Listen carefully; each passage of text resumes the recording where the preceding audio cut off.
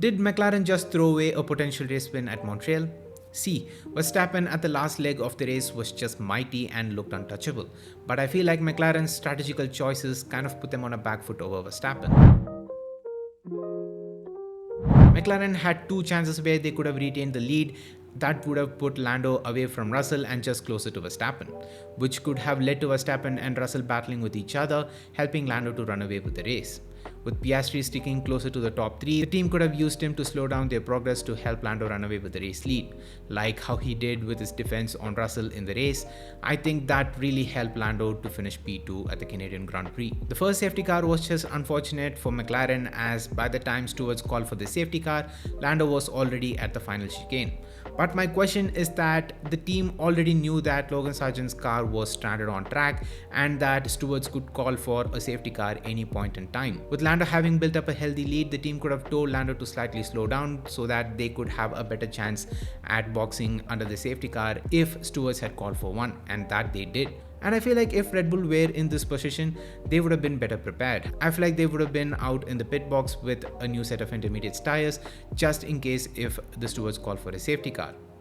So I feel like that is one of the missed opportunities, but where I feel like they really threw away the race win was by letting Lando Norris to go for a 2-lap overcut rather than one before switching onto the slick tires. The team had the data and they were right to let Lando carry a lap over Verstappen and Russell to perform a overcut. As on a track that's just switching from damp to dry condition, the intermediate tires usually have a slight advantage over slicks because it's still kind of wet and building temperature on the slicks will take some time. So the intermediates on that switchover point will slightly be faster, which was evident when Lando completed that lap because Lando actually lost nothing to Verstappen and Russell but rather built up a slight lead over them. But the big problem is that the team went for a 2-lap overcut, as in this situation it's never gonna work because even Lando would have issues in warming up his slicks on his outlap. So the team should have forced Lando to box after the 1-lap overcut.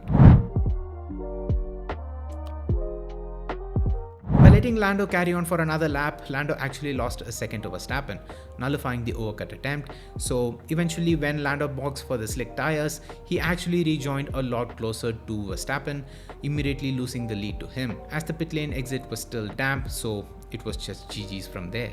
If Lando had boxed at the end of lap 1 over Verstappen, he would have rejoined comfortably ahead of Verstappen. That would have given him the time to warm up his tires to maintain track position, as I believe the pack was super close at the front, but still McLaren looked super comfortable and quick in the race conditions over Red Bull and Mercedes. So I genuinely feel like McLaren just threw away a potential race win at Canada, which would have been quite something.